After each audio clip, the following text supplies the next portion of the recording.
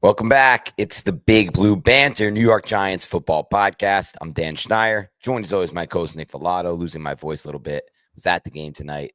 Nick, where do the Giants go from here, man? Where do the Giants go from here? I'm not 100% sure, Dan. This is the worst case scenario, the low point of the season here in week 3. Let me look at the calendar. Oh, it's September. It's not even October, Dan. It's September. And we're having these bleak existential crisis right now with this team, with this offense. And dude, look, we had a good beat on this game. This is kind of exactly what you and I predicted. The offense, we were going to walk away being like, what the hell is wrong with the offense? And the defense kept it respectable. But man, I was thinking about this. Washington week 1, they were sloppy. That was a sloppy win for Washington. The Kansas City Chiefs were sloppy in this game. They were committing penalties. They were extending drives. The punt where Gunnar Olszewski ends up getting basically run into and the defender gets in the way. It gives the Giants great field position. But the Giants are not a football team, Dan, that can take advantage of other teams' sloppiness. You can be sloppy as an offense or as a team in general against the New York Giants because they're not going to find a way to exploit you. They're not going to find a way to take advantage of that situation. It's maddening at this point, man. They're a poorly coached team, and this is what bad football teams do, Dan. They lose football games. They can't take advantage of what is in front of them, and they can't be successful against really anybody who has any sort of talent. And they're 0-3 right now, and it's bleak and it sucks because this has been the norm for us for how long now? A long time, basically our entirety as a podcast. You know, man, something I'm at a loss for words. It's just, I've been just feel so beaten down by this team. I was at the game tonight. I get to go to one game a year, essentially. It's the night games where I don't have to have responsibilities for my main job, and I can actually spend the time to go with my brother. And I was talking with Adriana, shout out Giants fangirl. Check out her content. She does a great job before this show. Before this game, I should say. And she mentioned something as a passing joke, like, well, I'll see, I'll meet you up in the tailgate. At least we can always, it's always good, at least at the tailgate. We know that's always going to be good. And it's a passing joke, but at the same time, it's a reality that we live in as fans, knowing full well there's a good chance that the tailgate might be the best part of going to a Giants football game. And tonight was another example of that. This wasn't like last week, Nick. Last week, the Giants lost the game to the Cowboys. But last week, the Giants made it fun for their fans. They had a Hail Mary at the end of the game. They looked like, oh, my God, they might pull off this insane victory. The offense was not stagnant. The offense looked excellent. And tonight, it looked a lot like the old Giants of the last few years, the hapless, pathetic Giants of the last few years. And that's 2 of the first 3 games now that look this way, man. And, I wore this hat tonight. It's our Big Blue Banter hat. Shout it out. There's going to be some merch. This is probably not the best time to shout out the merch, but I just did want to bring it up. There we go. I love that one. Blitz the damn Megat, Big Blue Banter. Just want to show it off real quick, but I wore it, and shout out to a listener of our show, Ryan, who was sitting right behind me. And now, man, I'm blank. This has been such a bad night that I'm debating in my head if I'm sorry if Ryan wasn't your name, man. I really do apologize. I'm pretty sure it was Ryan. But it's that kind of night, man, where I've basically tried to put out of my memory everything that went down tonight, Nick. But Ryan was there, and he's like, oh, dude, are you Dan Schneier? I noticed the hat. And there was a play at one point, I think you remember this, Nick, toward the end of the game, where Marcus Bowe got bull rushed by George Karlaftis, and he just all night, I'm pretty sure it was Ryan. I'm going to be really disappointed if it wasn't. I'm 95% sure. Regular listener of the show. Shout out, Ryan. You were the man. All night, he was cracking my brother up with just these amazing one-liners about Kelsey and all sorts of funny stuff. And after that play, he's just immediately like, that's going to be a rough one for you and Nick to break down on tape. It's just yeah, man, it is. And the entirety of this game was a really rough experience. And for me, man, going to the game tonight, It just wasn't like anything I've ever been to for a Giants game. Not even like a season opener. Everything. The energy was completely off in the stadium. The vibe was completely off from start to finish. No one was up on third downs. No one cares. No one expects anything good to happen. No one ever felt like we're going to win this game, even though it was 9-6, as Russell said. I listened to Russell Wilson's post-conference. Such pathetic post-press conference, and it's all right. Like, I don't care. It is who he is, and I don't expect much from these athletes in the post-presser, but it was a 9-6 game. They just made one or two more plays than us. That was his explanation for what went down tonight, Russell Wilson. It wasn't a 9-6 game because, like you said a few minutes ago, Nick, the Chiefs played terribly tonight. That was their D game, and they still really had no chance to lose this game. Mahomes looked terrible tonight, honestly. He made some good throws at the end, but from my vantage point in the 300 section, the all-22, Nick, Mahomes was not good. Missing throws from clean pockets, like everything that we've seen from a charting standpoint that we talked about in the preview pretty much played out as it should tonight. Mahomes did not look good. The Chiefs did not look good as a full team, besides their defense, which obviously we know is good. And yet the Giants put zero pressure on them at any point. Like, even when Russ says it was 9-6, it never felt like we were going to win this game. No one cared. The stadium, the vibe was off. 40% was Chiefs fans. And let me tell you the saddest part about this game, Nick, before I turn it back over to you. My brother said you better mention this. My brother and I needed food in the stadium. And so a few years ago, the Giants debuted. This was like maybe 4 or 5, 6 years ago. And fans who go to the games will appreciate this. So I want to bring it up, Nick. They debuted like a new upstart section of food at the stadium. It was like you get like buffalo chicken mac and cheese and like fun stuff that was actually really good. And they reverted back now. And we went outside to get food, and our only options were like hot dogs, the Italian sausage, and then we had this sad ass cheesesteak. And it just really summed up my experience at the stadium tonight. That sad cheesesteak that I ate. And it was the best option. It was that or like chicken fingers, fries, hot dogs, or a sausage. Those were the only options in our section at the 300 level. And it's just like, what a sad experience they put out for the fans. And I've said before, I respect John Mara because he doesn't spend on this stadium. The stadium is a disgusting mess. The food is a pathetic joke. And the experience for fans is horrific. And I talked to some fans tonight on Twitter, Nick, and they are very much in the bucket that my family is in, which is we're grinding through. We're still paying for these tickets. We paid for the PSLs, but every single year we get to a point where we can't sell these tickets for shit. We're eating our losses, and the experience is horrific in the stadium. This was a season opener for the team, and it was a pathetic joke. And I don't even know where to go from here, man. I just don't. Neither do I. And sad cheesesteaks and also sad play. 1 in 10 on third down, 1 in 4 on fourth down. That was the Giants offense. And look, man, we knew Steve Spagnuolo was going to get into his bag. We knew he was going to remove Malik Neighbors.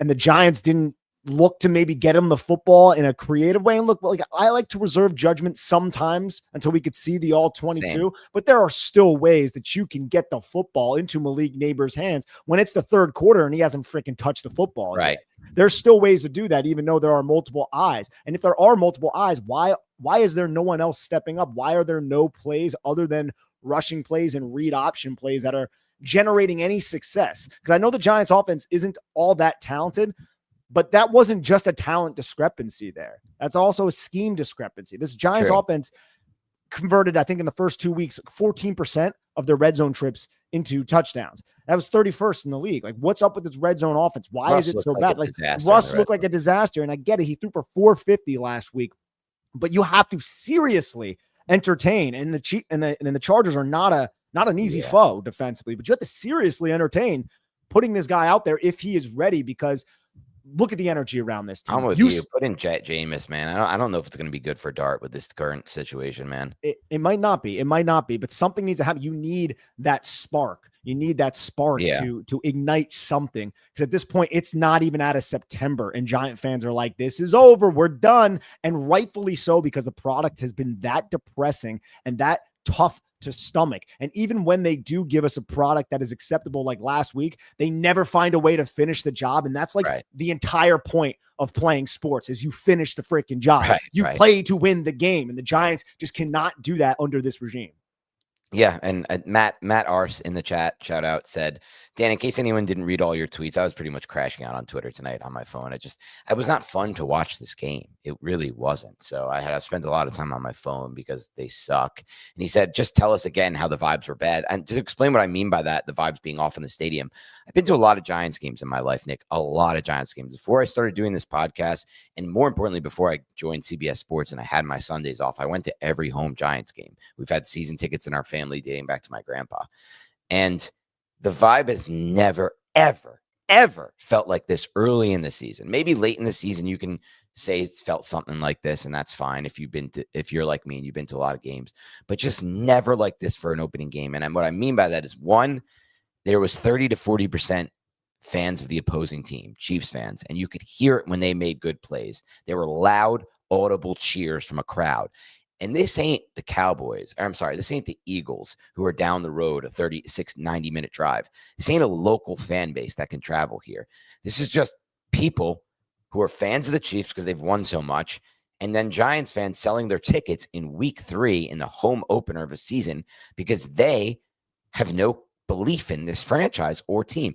And then the 60% or 70% of the fans there that were Giants fans, none of us got up like we did, me and my brother, but not many people got up on third downs. I have never seen a crowd so unenthused on third down situations. I mean, when the Giants are on defense and on third down situations in my life as a fan. That was by far and away the least amount of energy I saw on third downs on defense since I've been going to that stadium in my life. And then in addition to that, my brother mentioned this at the beginning of the game because we got into the stadium pretty early. He's like, wow, it seems like a pretty oddly empty stadium right now. And then basically throughout, it was pretty empty. Like it wasn't like a packed stadium at all by any means. So that's kind of what I mean by the vibes are off. And obviously you guys heard it watching on the TV. Like, when Dart came in and Dart came out, they were booing Russ when Russ came back in and cheering. And that's fine and all well. I totally get where most of the fan base is at. They're just kind of like, whatever, done with Russ. They want to see Dart. But it's a very weird vibe at the stadium. And I don't blame the fans at all, by the way, for this. I want to make that clear. I 100% blame John Mara, Brian Dable, and Joe Shane for this product that they're putting out there right now. And I am just sick of this shit, man. I am just sick of this franchise. I'm sick of Dable for starters. I mean, after the game, Russ and Dable are talking about how, like, there's two things you want. You want to win the games, and this is what Russ said. And in the post-game presser, he's like, and you want to be close, you want to be in it. He's like, but then we were in it. He kept mentioning it was 9-6. 9-6, dude. What the hell are you watching? First of all, the Giants only scored a touchdown, Nick, and you obviously know this. I'm not telling you, I'm reiterating this, because they were bailed out from missing a horrifically off-target, nowhere near the receiver throw on 3rd and 11 with a roughing the passer call that gave them a free set of first downs that they then scored on. Otherwise, they get shut out in this game because, once again, for a second time in 2 straight years, we don't have a kicker for the goddamn game. What a pathetic franchise doesn't have a kicker. I mean, yeah, I'm not going to lay that necessarily at the feet of the franchise. It's just like bad energy surrounds this team, and then bad things happen. Like, that is obviously something the Giants couldn't have prevented if Gano wasn't on the injury report, if there was nothing there and he just got hurt in pregame warmups. So it's a little bit different from week 2 last year, them not calling up Jude when he was on the injury report all week. But still, man, like, that of course has to happen to the New York Giants. Of course it does. And then they don't have the kicker, and then they have to go for it, and they don't convert on 3rd down. So what makes you think they're going to convert on 4th down? Because they only did it the one time. And it was just the offense, just no engine, just rudderless, man. Just out there existing, just out there floating. And it wasn't even like the offense. It wasn't like week 1 where the Giants offensive line they were getting out physical at the point of attack. It wasn't that. Like, the offensive line wasn't terrible here. It was much worse than that, actually. It was like the Giants have no answers. The Giants do not have any answers at all. They actually probably had their best blocking up front game in the run game. Now, a lot of this, and that's, if you want to look at takeaways that are positive, that's good. Again, though, there were a lot of too high shells, at least early on in the game, to remove the explosive play and to cloud over top of Malik Neighbors.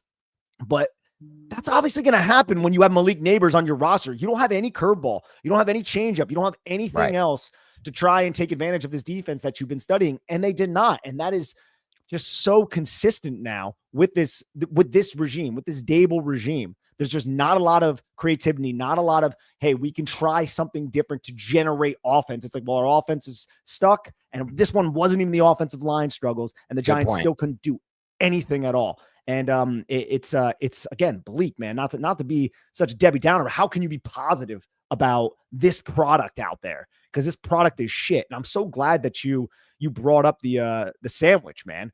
I'm going to bring it back to the sandwich because it's a crap sandwich. And I saw a lot of people in the comments talking about the crap sandwich and how they did not like the sandwich. It's the same exact thing on this football field, man. It's the same exact thing. It's a bad product. It tastes bad going down, and you want to vomit it back up once you already digested this ineptitude, this disgusting franchise that cannot get out of their own way. And there's nowhere for the go, because at halftime you walk outside and the stadium is so poorly designed that it takes a freaking hour to get to the bathroom, and there's not many. But it's an absolute nightmare, that stadium. Everyone knows that by this point. What a pathetic mess the Giants put together there, regardless of how bad the roster is. But I do want to touch on the football stuff that you mentioned, and we'll keep it on the offense side of the ball for now. And then we'll get to the defense side of the ball, because these are kind of my takeaways, Nick, from watching where I watch from, which is the 300 level, about the 30-yard line. That's basically the all-22 view.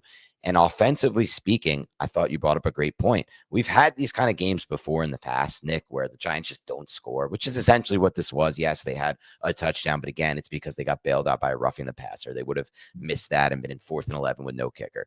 And it's always been the offensive line, right? It's mostly always been the offensive line just sucks, except for that Carolina game last year. But other than that, and a few others.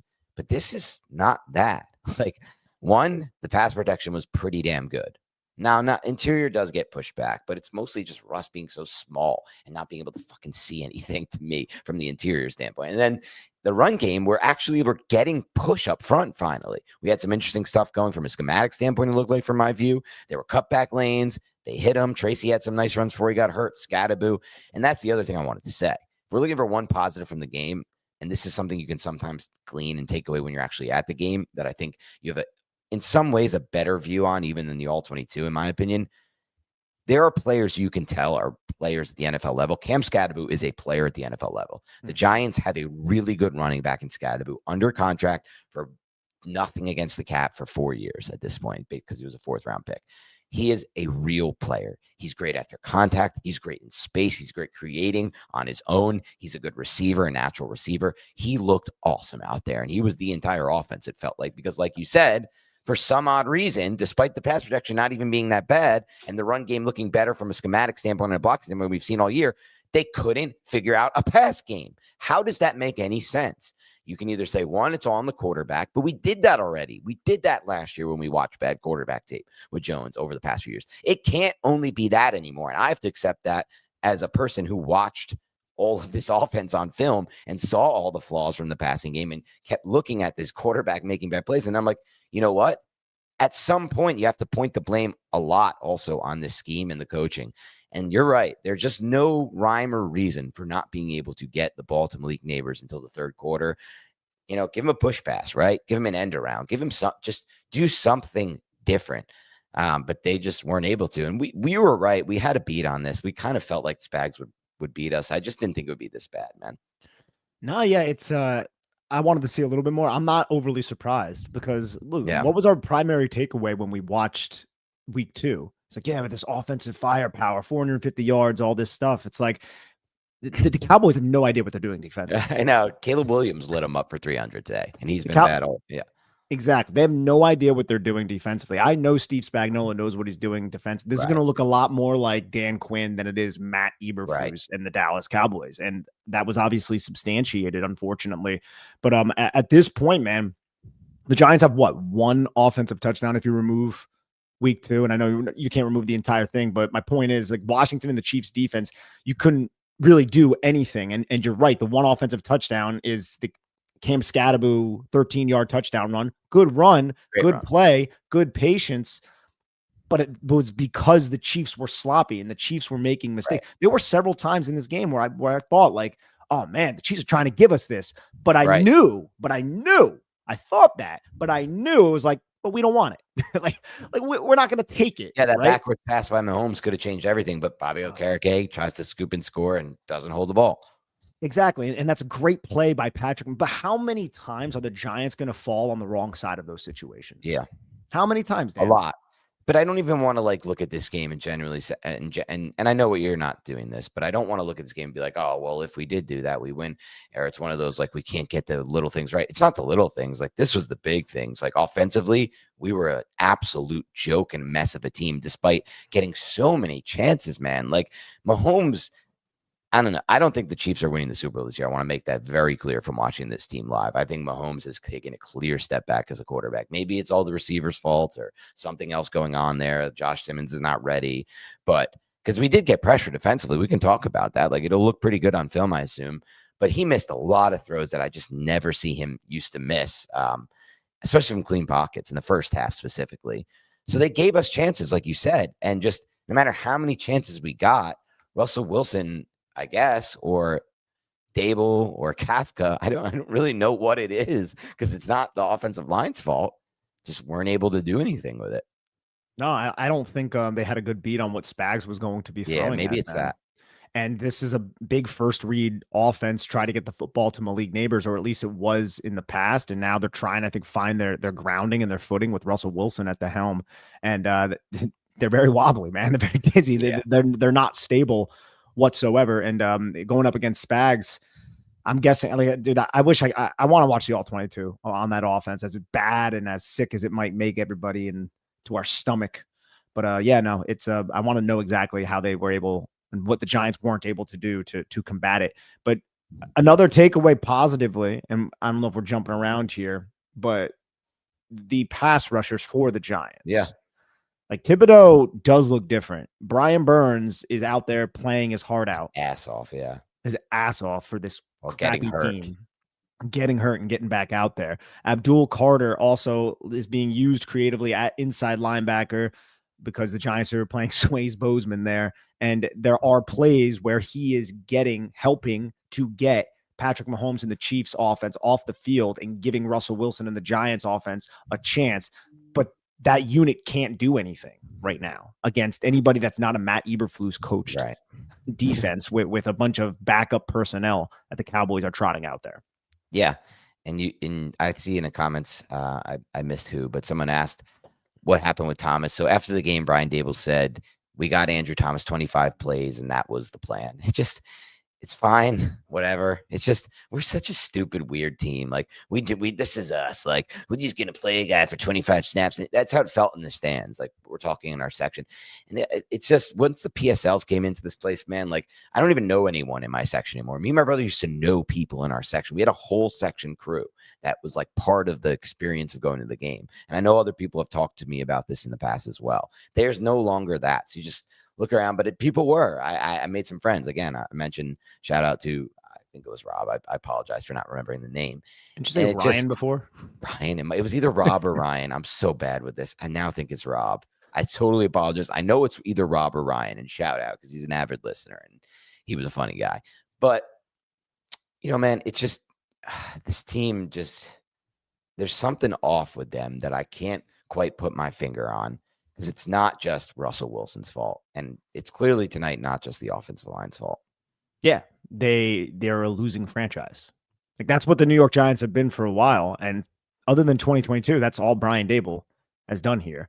Yeah. And I know, it's hard to remove an entire year, but 2022 was a long time ago. That was a long time ago. Right. At this point. And it's a quick league, this quick turnover. Yep. And the last 2 years prior to this, one of the reasons why Dan and I wanted to move on after the season was because the energy around this franchise was so low, and they were able to get us back to believing. They were able to inspire that through some of their moves. And again, it proved to be fool's gold. And again, it is proving it is getting egg on the face of people who put their trust back into the process. And this process is shit. Yeah. And it needs to change. And I think a lot of Giant fans are coming around to that reality, as are the Giants coaching. I mean, no one wants to lose in the NFL, and that's really all they've done for the last 3 years, and it's really catching up to them. And I think that's bringing obviously the energy, and we know this way too well, Giants fans, bringing the energy of the entire team downward, the motivation. And you still see those guys out there balling their ass off. That's why I have the utmost respect for players like Brian Burns and players like Kayvon Thibodeau, who are out there still hustling and trying to make plays. But the Giants need more than just that, and they're just not a talented enough or well coached enough team to overcome the issues that they have. They need like everything to be perfect for them to win a football game. It seems like, at least. Right. And at this point, Nick, they're 0-3. Teams don't really make the playoffs often at 0-3. It's not impossible. It's not likely. And so we are stuck with another year as a fan base of being out of the playoffs in September. It's despicable. It's in a lot of ways pathetic, but it's also like weird in the sense of we got to the end of last year. They went 3-14, Nick. And we did a whole podcast where you and I spent a lot of time breaking down the pros and the cons. And it was a pretty overwhelming case from, just thinking when you do it like that, you're like, all right, let's look at every single pro and con. Look at us. Like we spent a lot of time caring about this team, you and I, covering this team, watching tape on this team. And we had overwhelming evidence that suggested neither of them really deserved to come back. Mayer brought him back. He let them draft a quarterback. And now they're 0-3 again, despite letting the GM spend an insane amount of money in free agency, man. Like Javon Holland, I was at the game. I didn't really hear from him. I wanted to ask you, what were the safeties like on the back end for the Giants? So how are they playing exactly? Was there anything creative from Shane Bowen's perspective? Anything different? It didn't look like it to me, but it also didn't look like they were playing at the crazy depth they played at against the Cowboys. I think he kind of got the picture. Like it's not gonna fly. You also it's weird, but you kind of don't need to against Mahomes. As weird as it sounds, he just misses throws, man, that like Dak does not miss. And like some of these quarterbacks that you expect to be worse than Mahomes are just not missing. I don't really know how to explain it. Just Mahomes didn't look good at all in this game to me. But as far as like, did Shane Bowen do anything creative? I didn't feel like that, to be honest. I felt like we got a lot of stops on defense. And when we did, it was because of our pass rush and because of what we expected to be the reason for it. I also thought Okereke made some pretty good plays despite him not being able to hold on to that football. And this was probably his most active game. I don't know if it looked like that to you on the broadcast angle, but I felt pretty good about where he was at. Again, not really a Dex game. I don't know what's going on with that. 3 games now. This is just not the norm for him, but it just didn't feel like it from the stadium. I didn't really. It's not the typical 97 game I'm used to seeing. But yeah, man. You want to know a really weird takeaway that I had that has nothing to do with this game, but it just popped in my mind, and maybe it's indicative of the larger and more broad problem that's going on with the Giants. Do you remember Casey Rogers? Yeah, along the D tackle. The UDFA from, I think, Oregon. Yeah. He was with the Giants last year. During Hard Knocks, he like ushered praise about how much he felt at home with the Buffalo Bills and how it was a really inviting and caring environment, and how he felt like that was the first time that he's ever been in that type of environment. And I just like thought of it when I watched that on Hard Knocks, and I was like, you were just with the Giants. I was like, yeah, you were just with the team that I cover. I'm like, that's not something I want to hear. And I kind of like brushed it off. I was like, oh, whatever though. Maybe it's just bullshit because cameras are there. But now I see like just how like bad this is. It's just like maybe the kid was on something, but I don't know. I was probably reading into it a little bit too much. Well, I don't think it's a good vibe with Brian Daboll in this locker room at all. So I think he's probably onto something at least. I mean, there's really there's no like actual reason that Daboll belongs as a head coach right now. He's done a horrific job. If you just look at the job that he's done, it's been horrific. And on the flip side, Joe Shane, like that one for me, it's like, dude, you spent all your money. You got out of the shadow of Jones. Like you blamed it on, like, I didn't like Jones. You blamed it on Jones. I know Jones is playing great right now. And then you were able to move on from that, get 3 new quarterbacks in here, spend a crazy amount of money in free agency, and yet your team is 0-3 again. And not only are they 0-3, Nick, it's like 2 of these games were basically uncompetitive. I know Russell Wilson claims they were competitive. Again, he said it in the post-game presser. This was not a competitive football game in my mind for being at the game at all. Again, we were in it. It was 16-9 at one point, 9-6, blah, blah, blah. at no point the Giants feel like they were going to win this game. And I think everyone can admit that. Same thing goes for Washington week 1. So that's 2 of 3 games against 2 teams that, I mean, Washington's probably pretty good. The Chiefs are not very good, at least not right now. Maybe they will be at some point. So I just don't know. I don't know what's going on here. But they do have a quarterback that they drafted, and it's going to complicate things, Nick, because they may not move on from these guys, and I don't really know how they can't. Like, it's just what happens then? Like, what do you even do, dude? Like, you said, I guess you hire people who want to work with Dart, I guess. I mean, yeah, it's going to be tough. That's way in the future. Right now, it's definitely something that should be on the back of our minds. It can't be future anymore, right? At 0-3.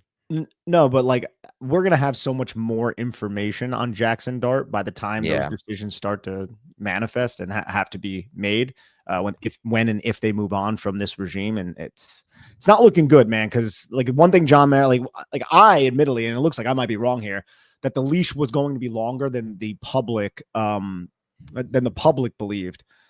But John Mara has no tolerance for this type of product where it's just like the fans are just done. They're selling. It's week 3 and there's so much red in that stadium. Look, I'm wearing red right now, but I got this big blue band thing. Yes, but the Giants, like John Mara is losing his mind right now over this inept product. And I have to imagine that it's nixed after this, bro. Like I have to imagine. But I mean, again, there's so much that has to happen until then. But about this game, though, dude, it's just even the good players of the Giants, like Drew Phillips got exposed big time in this one with a lot of there were DPI too, and stuff like that. Debo got his hand on 2 footballs, can't catch it though. You're like, oh my gosh, our Stanford defenders are the one big DPI. Like that was just such a weird play. Mahomes got out, escaped, like bought some time at the around the sideline. It was a long play. It was a tough play. I don't know, man. I just defensively, I didn't think it looked that bad from my viewpoint. Offensively, I was just like, what happened here? Like, it's kind of was like a weird game. It was kind of just like, really, we can't do, like you said, 1 and 10 on third downs, the Giants. And I think Bob Papa mentioned this on the car ride home. I was listening to the WFAN, which, by the way, I wish I could listen to every week because I really appreciate the job that Bob Papa, John Schmelk, and Tiki was on, and Tiki Barber do, just breaking down the game. They were like 1 of 10, and most of those were between 6 and 8 yards, except for 1. That's what Bob Papa said. Then we also missed all but 1 4th downs. 1 was a 4th and 3, and 1 was a 4th and 5. So it's just weird down and distances to consistently miss on. And I don't really know what it was. I think it was a combination of 1, Russ just doesn't see the field well. I know last week he did, but I almost feel like last week he was just kind of just like, all right, you guys are going to sit in this too high. Like, look, I'm just going to keep attacking these certain areas of the field, the seam, and then kind of outside the numbers deep. That's not going to work against every defense, dude. And when it doesn't, he has no option. He either just checks down to Scadaboo and Scadaboo does the rest, or else what? Like, it's just kind of a done quarterback at this point. Yeah, no, I got to watch the all-22 to see exactly what. If you don't want to put in Dart. Dude, I mean, we've been advocating for Jameis for a little bit now. Field. He's 6'4". He sees the field, and he actually does throw to all levels. Like, and you know what? At this point, we're not getting any coaching edge, right? And everything is so bleak. There's one spark plug that we have on our offense right now. If it's not Malik Neighbors and he's removed, and that's Cam Scadaboo. Yeah. Jameis Winston has that same type of energy and that same type of infectious personality that maybe it could do something. And I know like the grasping at straws here a little bit, but it's not like Jameis was a terrible quarterback, right? He has good tape, but he's just going to make Jameis mistakes. But at this point, mistakes I can take if there's actually good plays, because this stale product is more depressing to me. I want somebody who's going to force the issue a little bit more, like a Jameis Winston, rather than somebody who is going to struggle to do anything if it's not these deep moon balls. And he was what 0 for 5, 0 for 6 on throws of air yards. Terrible from the stadium. Each one of those looked well covered, thrown into a terrible spot. and should have been picked. I think, what did he have, 2 picks or 1 Two. pick in this game? Two. 2. There could have been a lot more interceptions in this game. None of those were anywhere close to the receiver, any of those deep shots, including the one where Neighbors got hurt on. Like, from my vantage point, watching from the 300 section where you can see it all 22 style, not a single attempt looked good. Like, not a single attempt was like, we got him. It was all just like, ugh, what are you throwing into? And how many times, Dan? And I know this one, Graham Gano got injured, but like, again, the Giants find themselves in these situations. How many times are the Giants going to have these double-digit play drives, 10, 11, 12, and then they come away with no points? Yeah. They come away with no points, man. Like, this is back-breaking type of stuff right now. Yeah, different quarterback, different O-line, different receivers, all the same result during this era, except for 2022. In 2022, like you mentioned earlier, Nick, was just too long ago for us to consider it worth anything at this point. These guys stink. Like, they are clearly proving to be one of the worst coaching staffs in the NFL right now. We have to live through it. And more importantly, I think Joe Schoen is really doing a terrible job as GM. To me, it's more important because, again, as I mentioned before, agreed with people getting mad when I say that, but yeah, Stable's done a worse job than Schoen technically, but Schoen's job is worth so much more to us long-term than Dable's. Dable can be out and it's over. We don't have to worry about it anymore. Schoen's has a lasting effect. Every draft class matters. You can't just make up for it in 1 year. I agree. But there's also this thing with the New York Giants where it runs deeper than Joe Schoen. Yeah, you're right. It's organizational. Yeah. That's organization. There's a lot with the New York Giants where there are people in that building who have specific roles, and I wouldn't say a thing about those specific roles if the product was sound, or if it wasn't, if it did struggle for a year, 2, 3, that's okay. Maybe you can, give it a chance to breathe a little bit. These are long-term opportunities, long-term jobs. But when we're talking about, Dan, decades, what are we doing? You need to start changing some things up a little bit to get a sound product out there. Like, so it goes even beyond Joe Schoen as well. Yeah, it does go beyond Joe Schoen. And that's kind of part of, like, I see a lot of people in the comments saying, really, you guys are saying to play Jameis? What are you guys talking about? We want to see Dart. I want to see Dart too. I get it. Yes. But my concern with the only reason I'm not all in on it is right now, at least, well, one, I don't want him to have to face that Chargers defense because that's a really well coached defense. 2,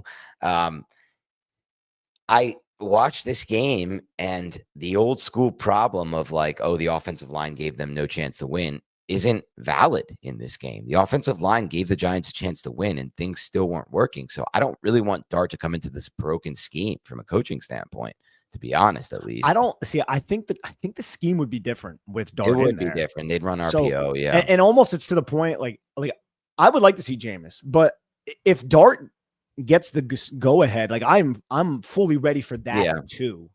Like I'm speaking of Jameis just because he's an option if the Giants do not believe Jackson Dart is quite there yet. But I'm also of the camp where I'm like, I think we should play Jackson Dart if the coaching staff has confidence in him. I do think his skill set and his abilities mesh better with what Brian Dable will have success with as a coach than Russell Wilson.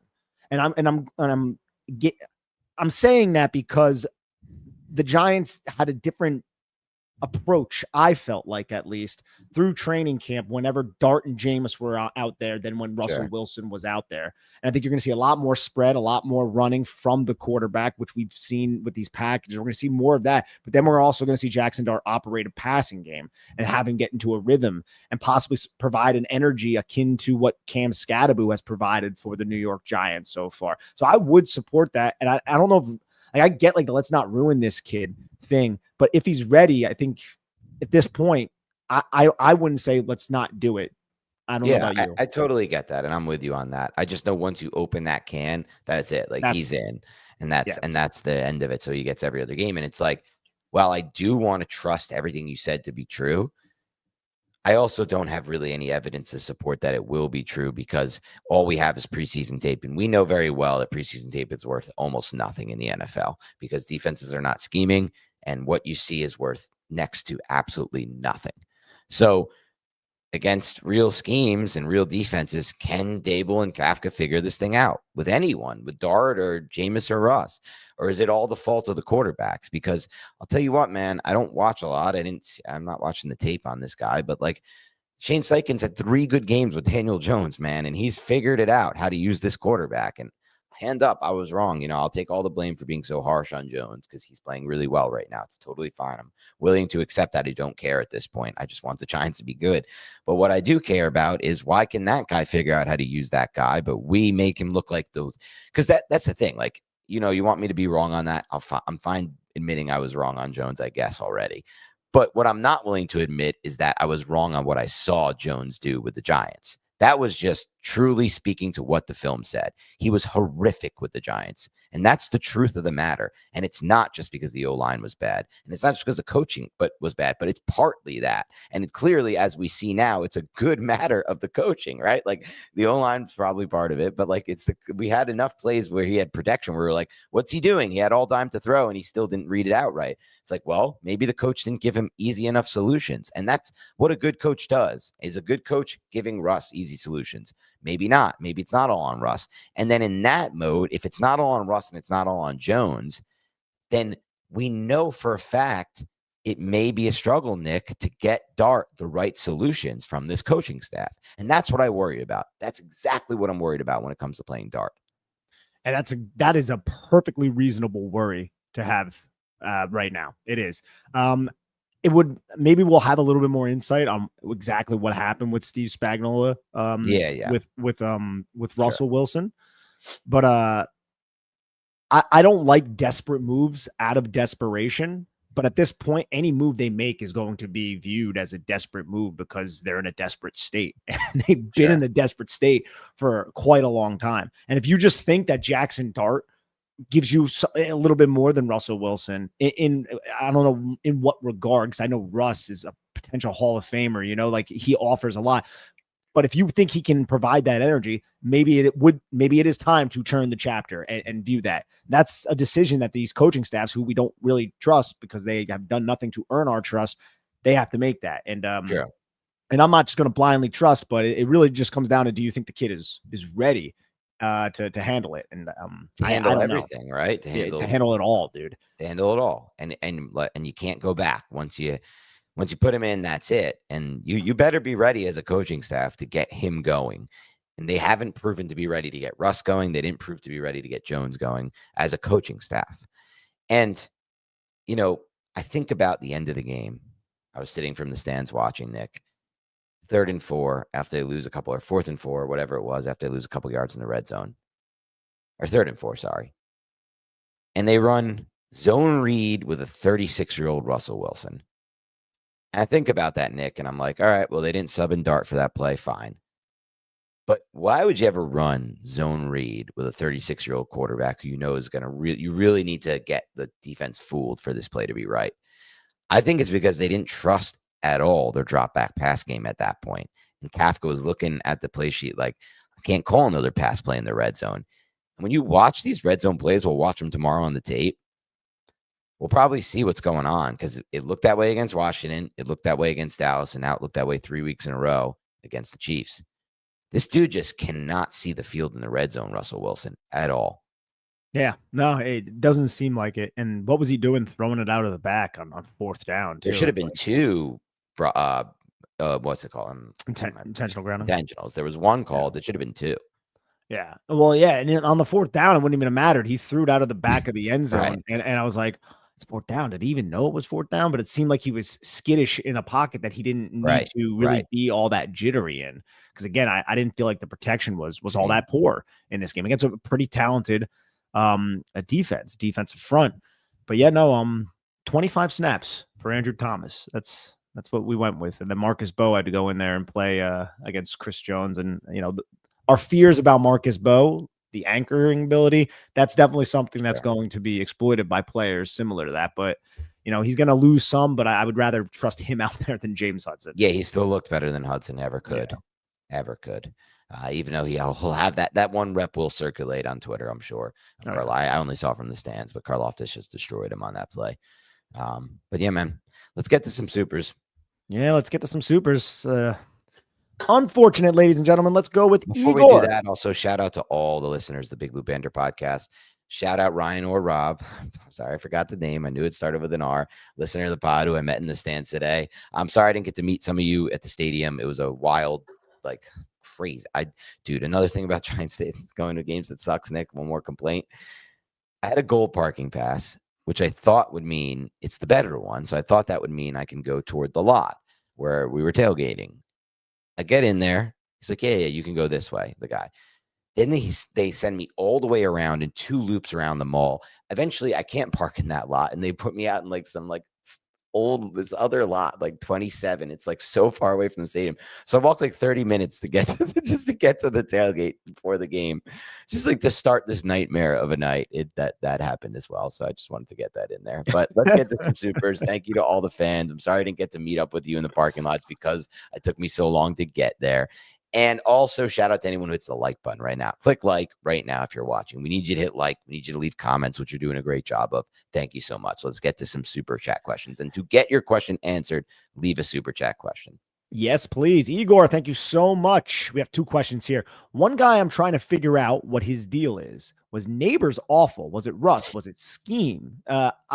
I will have more of an opinion on that tomorrow. Please tune into the all 22s. I got to imagine it was scheme from what I saw from just the broadcast. And I'm sure. And Ross. Yeah. And Russ as well.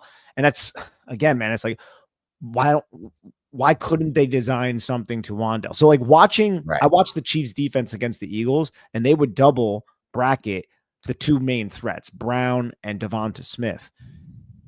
Did that happen? Do they have that much respect for Wandell? And I'm sure they weren't doing that all of the time. Were they just changing their defensive calls so frequently that Russ could just never get a beat on them? Like I'm so curious as to how they did that and why the Giants had no answer for on that. Third downs, especially. Yeah, specifically. Yep. And you know, the tight ends, they were kept in tight to chip and to block, but still nothing to them. Really, you didn't. You had Chris Mannert's got on the board. That's my guy. But yeah, no, bad performance. You get a catch. Igor, why is Dart never asked to pass when he's out there? Do they not trust him, or do they feel he'll be out of rhythm? It is. I think Dable said in the presser that the first play was a pass call.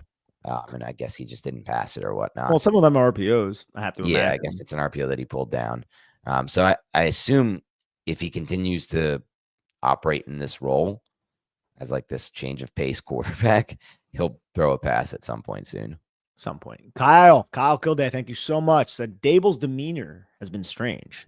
The way he stalks around with his arms crossed, like, really? All right. Shaking his head after inexplicable play calls. I can't determine what the hell's going on behind closed doors. And this is a good point, Kyle. And thank you for the generous donation on the super chat. I heard him in the presser, and they really grilled him about, like, what happened this week. He scored a lot last week. He didn't score anything this week. And he made some interesting comments about Kafka calling the plays and the flow of the game of calling a play. And I think they asked him about that 3rd and 4. Why did you have Russell Wilson run in that zone read? Why not have Dart? And just kind of some interesting comments about Kafka. I don't think Dable's too thrilled to have to give up the play calling to Kafka, to be honest. But who cares, right? Like, it's a clown show. I don't even care if Dable wants to not give it up or like Dable's not happy with it. It's a fucking clown show of a situation. Yeah, exactly. And it's not like Dable did anything to reassure us that he's this excellent play caller when he was here last year. Yeah, he's a clown of a coach, honestly. I'm sorry to say that. It seems like he's a clown of a coach. But I want to expand on Kyle's point and go in another direction as well. Dable has had problems with coaches in the past on his staff. Like the Wink Martindale situation, a lot of people came away looking at Wink like Wink was the asshole, right? Because the rumors or the reporting was that Wink didn't really respect Dable's input on defense, and it was kind of like a clashing of egos. But it was so severe that there were defensive coaches under Wink who were going around talking shit about their head coach. Like that is a very unhealthy environment. And we just let it fester for the last 3 years. And we let it fester and metastasize and grow. And it was and it hasn't yielded anything like positive. Like, I haven't seen anything from our coaches underneath Dable to be like, you know what, it was right to keep him. Like, this guy might be very difficult to work with. Yeah. You're And right. Kafka's bearing with that right now. And I think Dable's correct that the offense looked like crap and Kafka deserves some blame. But he has that it's very it seems toxic as hell, man. It does seem toxic, undisciplined, toxic, unprepared. It's just really bad. John Leary, thank you so much. Even if Dart comes in and plays well this year, you can't bring Dable and Shane back. Thank them for the quarterback if he looks good and still move on. Well, it's a really interesting point, John, that you bring up. Thank you for the super chat and thank you for the donation, because it almost mimics, in my mind, Nick, the idea of like, is it just repeating what happened in 2022, right? Where we brought them both back, we brought the whole band back, and it turned out to be a decision that impacted us in a negative way long term. Is that going to be the same if we just bring Dable back because Dart looks good?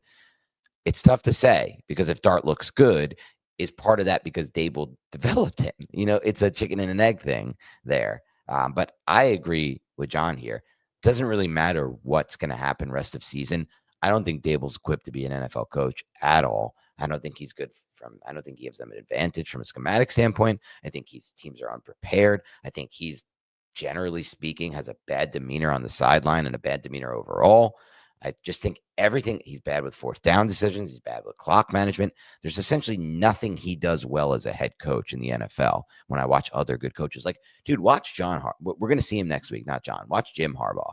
They're going to win that division, the Chargers. They are going to win that division. They are 3-0. They win every close game they're in with Harbaugh. They won a lot of games his first year, and they're going to win even more his second year, because everything about what he brings to them, not just the culture of violence, which is important, right? Like, they play hard for him, but it's the way he manages the games. It's the opposite of lack of discipline that goes on with those Chargers teams. We'll see it next week.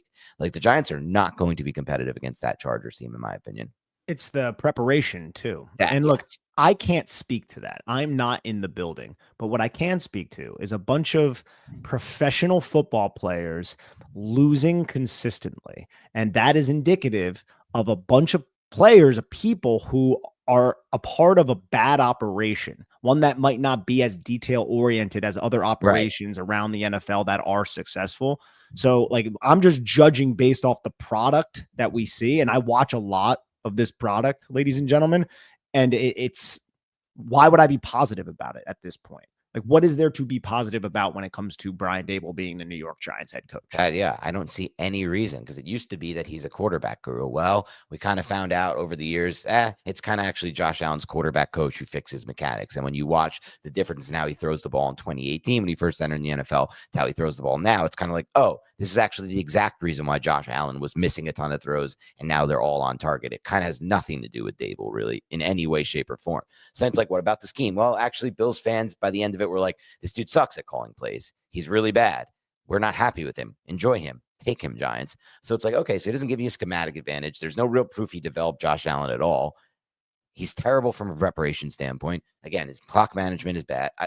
There's nothing really standing out that he does well. And we went over this last year at the end of the year, Nick. We were like, we said this stuff, and they brought him back anyway. And now here we are at 0-3. Kyle, again, thank you so much, man. I really appreciate this big donation, man. Thank you.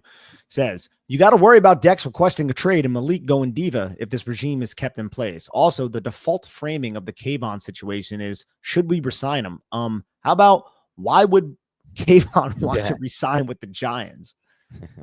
That's unfortunate way to look at it, but you're right. I don't know if he's right. We got to worry about it. Thank you for such a massive donation, Kyle, by the way.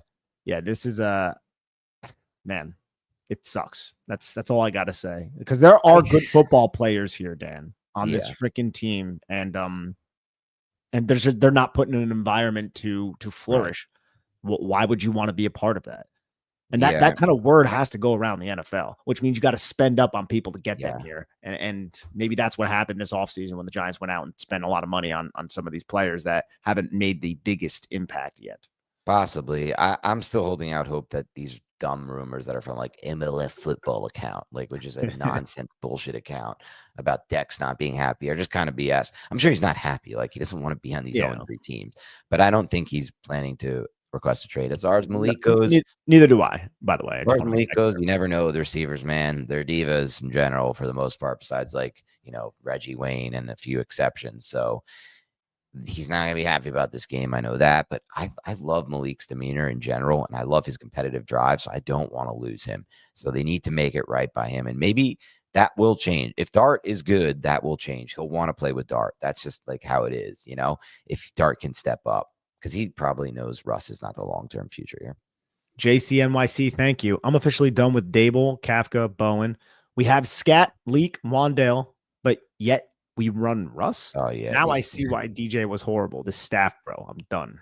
Yeah, look, that third and that or third and fourth, and then they saw for the field goal. His own read with Russ was inexplicable. Look, from the stands, man, the fans that were left in my section just went off on him after that. It was so idiotic in so many ways to try that. Like, you're basically, as a coach, saying, A, I don't trust my drop back pass game. B, I think I can fool the Chiefs here. They didn't fool him at all. Like, they didn't look fooled at all. Like, oh, I would never expect Rush to keep it here. No, you're like reading, like they're reading it normally, and he's too slow to win the edge anyway. I think what they wanted, and again, I don't know why they would trust this because their offense was so abysmal in these situations, but they wanted to gain like 2 or 3 yards if they couldn't gain the 4 and then go for it on 4th. But instead, they settle for a injured Graham Gano field goal. And that was a freaking that was from the Kansas City 7-yard line. It was a 12-play, 73-yard drive that took 6 minutes off the clock, and they came away with 3 points. This is Jason Garrett-esque type of offense that we're seeing, these slow, methodical drives that don't result in a lot of points if you're not efficient in the red zone. Last week was the anomaly, right? Okay. Like that's the anomalous occasion. What happened last week, that is not going to happen. Like, what gives us the impression that we're even going to receive that all that often? It's more that was occurring again because of what was going on from Dallas's perspective, and Dallas is a shit show too right now. So yeah. Frustrating, and they still couldn't even find a way to actually win. And that's like what's the most frustrating part about that. All right.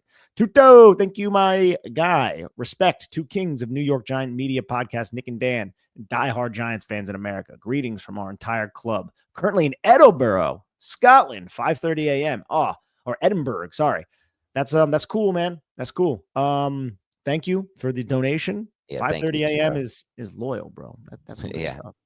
Good for you for getting up at 5:30 a.m. to you start your day. I don't think the earliest I've ever started my day, Nick, is like, no, I've done some hikes where I started early, but typically speaking, 6:30, 7. I know you're an early riser now, right? So it depends, really. I mean, I've had plenty of early days. I mean, I will be tomorrow watching the tape. All righty. As bad as things seem, James D, thank you so much, by the way, bro. Thank you. Yeah, appreciate that. As bad as things seem, it's worse. The organization is incompetent from the top down. Dable regime has to go, but the odds that a real coach would join this disgrace of a franchise is laughable. It feels bad, man. It does, man. It does feel bad. It's a good point, but I also think, I'm trying to think about it. Like, well, money talks, right? Money talks. And it's also, there's really just not a lot of, opportunities for you to be a coach. I still think the reverence being the New York Giants coach, I think there's a lot of weight to that being a head coach in the National Football League in general, but also for the renowned New York franchise. Even though you look at it, it's just like, are we the renowned New York? We haven't been that for a very long time, but we still are. Yeah. Alrighty, Pat Monahan, thank you so much. Unless there is a defense, it isn't a sport. #golf. That's nice. Pat takes his chances to get a shot in on golf. I respect it. Oh, I respect the hell out of it, man. Thank you so much, Pat. Tuto, I appreciate you again, man. Nick, we discussed this before. There's nothing wrong with Giants' young, talented rosters. It's all the bad coach, poor design plays, just not knowing how to call plays. It's bad playbook. Yeah. No, I'm well aware of that. I'm aware of the issues here. Thank you so much, Tuto. Appreciate you. WJ, appreciate it. At what point does Mara take blame for his ineptitude? When you are this bad as a franchise for half a decade, he needs to fall. I don't even know what that is, though. He says he needs to fall on the sword. Like, what? Well, one thing could be getting his family members out of the organ. The nepotism would be the only thing, I think. Which he claims, and he's been questioned about this before, Nick, and I know you've probably seen this. I don't mean to say Nick. But just in case anyone listening hasn't heard, he's been questioned about this before, and he's been like, no, you ask around the NFL, and everyone has reverence for my family members who are they say they would take him and hire them in a second. It's like, Well, is that true? Or is that what someone's just blowing smoke and telling you that, man? I don't know. All I know is Jalen Hyatt can't play a snap, even when Malik Yeah, he Neighbors got was out there. he got out there. Jalen has no impact on the team. JMS is overpowered at the NFL level completely. We have developed no offensive lineman yet. I guess Marcus Bowe, but we've really developed nothing on the offensive line. The defensive line, we don't develop anything there besides Dexter Lawrence, interior defensive line. We don't have second level defenders at all on this team at linebacker position. We've signed safeties for a lot. We can't do anything there. Our corners aren't standing out. Our receivers aren't like, if these guys are so good, everyone around the NFL would hire them, John, your family members who are in our personnel department. Well, what's to show for it? Like, why aren't the Giants from a roster standpoint? Because people, Tudu said it's not the roster's fault, it's all coaching. I don't necessarily agree with that. I don't think the roster is very good either. We have some star power on our roster. We have no depth really, and we have like just miserable looking positions like linebacker. Yeah, I mean, well, linebacker Micah McFadden, Darius Muasau getting hurt is. I still think it's miserable even with them, to be honest, around the NFL. Miserable strong for me, but I want athleticism at my second level. Yeah. More athleticism, I should say, than those two. I can understand that much. Yes, sir. Thank you so much, bro. Miserable is a strong word. I take it back. I got you, man. Why not just throw in darts, or why not just throw in Dart in the second half? Russ was lost. I don't think that's how they want to start Dart's career, by putting not him against. They want to give him a full week to game plan for a team. Yes, and also like I'm guessing the Giants looked at last week like we're gonna try to ride that into this cheese. It's gonna be difficult. We know it. Eagles throwing for 95 yards on tape, and they're like, we ain't gonna play Dart in this one. No, absolutely not. Yeah, even though it was the home opener, I don't even know if next week is going to be an option. You can't play him against the Chargers. That is not an option. But again, as a home game, it's like, geez, I don't man, care. I'd rather play him on the road against the Saints than a home game against a good defense that's well coached. I agree with that. Isser, again, thank you so much. Is there no way to scheme anyone open? A tight end? Yeah. Right. No, I have to imagine that there are, they just couldn't for one reason or another, or Russ didn't see him. Yeah. One of those two. Thank you so much, though. Bird67, thank you. Why didn't the Giants hire Bags as head coach? Maybe he means Spags. Yeah, I think so. Yeah. Yeah, I mean, Spags got his opportunity with the Rams first. It's his only opportunity he ever got. Well, he was an interim head coach for us as well. Oh, yeah, he was an interim head coach. I never felt like they were really giving him a fair shot. No, I didn't think so either. And I think he's probably better off as a defensive coordinator. Yeah, and I think he's one of the best in the game, too. At that, yeah. Yes, sir. Thank you so much again. Gano should be cut start of season. Same mistake. It's not a bad point. I mean, they had so much money tied to him. It's another stupid contract. You could get kickers anywhere. It feels like, to me at least kickers like this who are just injured, like, and cost us games. Jonathan Jimenez, thank you so much. Was there tonight? Burns was great. Was there tonight. Burns was great. The fans want to be excited. You can feel it. I hope Dart won't be hindered by a new offense when new staff comes. Appreciate the donation, Jonathan. I had a very different read on the stadium. And not to say I don't think the fans want to be excited. Of course they want to be.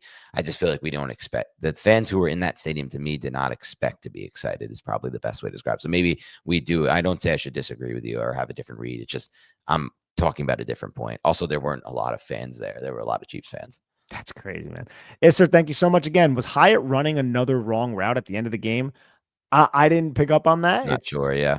It's possible, but yeah, seeing 13 out there, I was like, he's still around. Griffin Gonzalez, thank you so much, bud. Love you, Dan and Nick. Never quit the pod. You two are the best at breaking down Giants football. What changes could you see to believe in our Giants again? I mean, Jackson Dart, probably the biggest one, right? If he gets to come in and plays good football, that's our best bet. Outside of that, I don't know, man. I don't know. Yeah. I'm not sure. I'm not sure either. I mean, maybe just seeing a half of complimentary football, that would be something that might be like, hey, they were able to do it for a half. If they multiply that, maybe they could be able to do it for an entire game where the defense can play up to their abilities and the offense doesn't look absolutely terrible and the special teams is adequate. If that could happen, I would be happy, Griffin. But I am not hopeful, because how many times have we seen that in a game since 2022, Dan? Not many. Not many at all. Yes, sir. Thank you so much again. 0 misdirection plays on offense and Yeah, good nothing point. clever. Yeah, not a lot. No Other than screens. At one attempt at a screen, I think that didn't work unless you counted more than that from you might have from home. That was one I remember. Not a lot of pre-snap motion today. It felt like at all. I'm not sure why.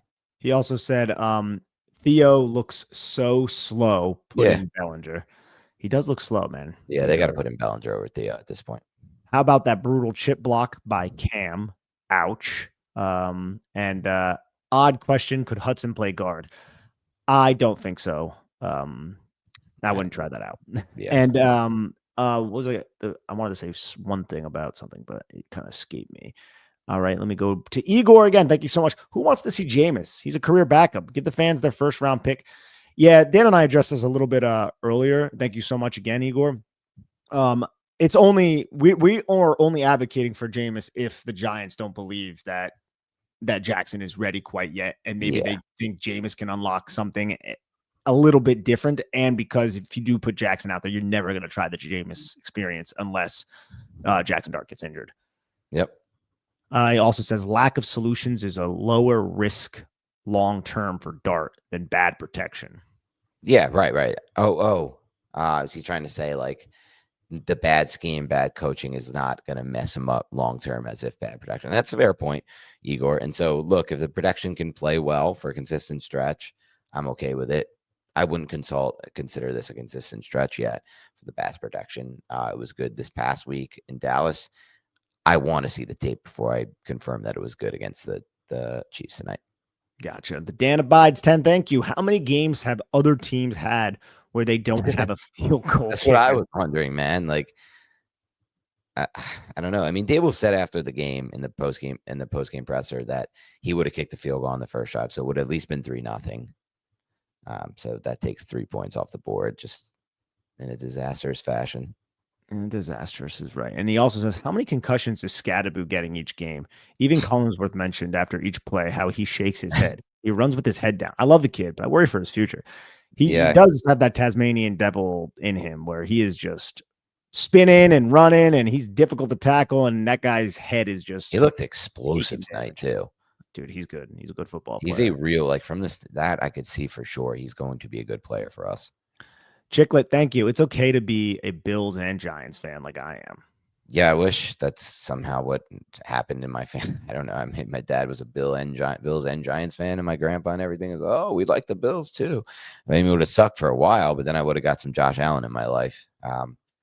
But I genuinely I root for the players I like too, Nick, that aren't Giants at this point. Like I root for Herbert and the Chargers because they're not in our division. And I love watching Justin Herbert play football. And I have so much respect for how Jim Harbaugh runs a team. And I will continue to. Like I have to start, I don't care that much, but if they're on, I'll root for them because what else am I going to do? Only root for this shit Giants team, and my Badgers are an even bigger joke at this point. Like I have nothing. My life is absolute misery from a football standpoint.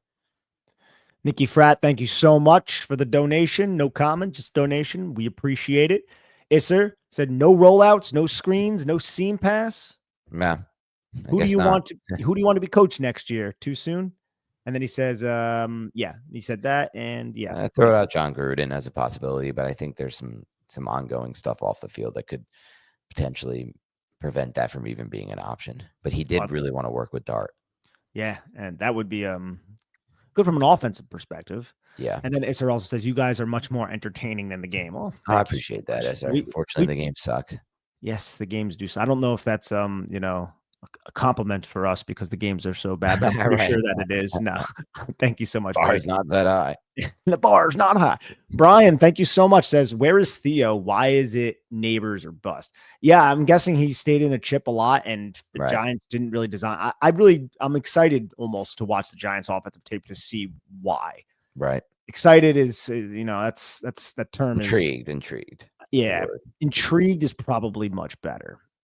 Brian Brown, thank you. How do you feel about Pierce or Flores next head coach? Probably no on Pierce for me, and then on Flores is never going to happen. The Giants sued him at some point, or he sued the Giants. He sued the Giants. Yeah, he sued the Giants. So there's not a chance Mary will entertain that. My dad wants Flores. We were watching together the Red Zone games before I went to the stadium. he wants Flores, and we kind of had that conversation because he thinks like Flores learned from the situation in Miami and will be a great coach the next time out, which has happened before in the NFL. And if you get Flores, our defense is going to be unreal. Like I should have bet my life on the Vikings today. I knew Browning had no chance against Brian Flores on 1 week to prepare for that. And he looked like a mess out there. That whole offense looked like a mess. So like for starters, we know we'd finally maximize our talent on defense with him. But oh, man, that'd be one step, guys. One step. Won't come here though. The Dan abides 10. Thank you. You guys do a great job and make me miss Jersey. During times like these, at least, you guys still have solid bagels and pizza. Keep up the good work. Great bagels, great pizza. I had a great bagel today at my mom's house, Jarrett's Bagels in West Orange. Maybe the best bagel in New Jersey. Would you take it with? So he also makes what is, in my opinion, the best chicken salad I've ever had. It's not very mayo-y. It's like that version. So I had it with chicken salad. So just good. Bagel chicken salad? Everything bagel, hot, fresh. I got there and she had just picked them up with chicken salad. It was so good. Jarrett's Bagels, check them out in West Orange, New Jersey. But I will say this, MetLife Stadium food, an absolute travesty. Just an absolute joke. To walk through a stadium, Nick, and my brother and I did we tried to walk a little bit and just get your old crappy hot dogs, shit chicken fingers, fries, and that was it, and a burger, not like a Pat LaFrida like you'll get at Citi Field. Like, it's insane how Citi Field and MetLife are that close to each other, and one place has great food throughout the entire stadium, and the other is like literal high school level concession stands. That's what Mara's offering, high school level food in the concession stands. Yeah, Citi Field's dope. When it comes to that. Trade away Burns, Tibbs, and Dex. Seeing Abdul Spy hurts. Yeah. It gets the best guys out there, and he's making plays too. He's making impact plays. I wouldn't trade any of those players. Nah, never. Those are some of the only guys that get us excited. Nicky Frat, thanks again, bud. Says ready to fire everyone tonight. I don't care anymore. Season over before October. Sick of it. P.S. I had this logo since 2011. Nah. Sorry, Nick. Damn, 2011. That's yours then, bro. That is yours. Good old NF. With the Yankees. It's very cool. We like it. Very, very cool. Good logo. Henry, thank you so much. The Giants need a coach from the McVay tree, like Dart, apparently. I agree with that, honestly. I don't know. Maybe not for the head coach, but for our next offensive coordinator. I just think that tree is the best at what needs to win right now in the NFL from an offensive schematic standpoint. Yeah, I mean, it quite possibly could be. And then Joseph Winograd, I'm sorry. Thank you. I would love for you guys to do a live commentary reaction to a Giants game a la Tom Grossi. I didn't know what he meant exactly there. Maybe one time. Maybe that'll happen at some point. Maybe not for these games, Joseph. Let's wait till they're competitive. It would be fun to do. We should try it at some point. I don't really know what Grossi does, though, so I'd have to watch him first and learn from that. Same. I don't know who that is, but I appreciate it nonetheless. That was our last super chat. I wish we came here with more excitement to talk about the New York Giants. This is, again, to use this word, bleak. But we're going to power through, and we'll be here tomorrow with all 22 episodes. Maybe we'll drop the defense one on Tuesday morning. We'll see. And, we'll do our thing, man. I just wish this team pulled their heads out of their ass and put a watchable product out here, man. Same. It is what it is at this point, I guess. We're just used to it. But it's a tough thing to get used to. And yeah, I don't know, man. I hope for better times. I know we sound like a broken record at this point, you and I, Nick, but I didn't think it would be this bad this year. I really, really didn't. And it is. So at the very least, we'll get to see Jackson Dart at some point, which we didn't, that'll spark some interest and some, as you said earlier, intrigue. Yeah. Well, thanks, everybody, though. Thank you. Thank you for tuning in. Appreciate you tuning in. Yeah, it's tough. I can't imagine how hard it is to follow this team from a fan standpoint. So thank you for tuning in and sticking with us. Thank you for hitting the like button. Thank you for leaving comments. And thank you for tuning in tomorrow if you want to watch the all 22 reviews, because you'll learn something regardless, right? No matter what, you'll learn something about this team. So have a great rest of your night, and we'll talk to you soon.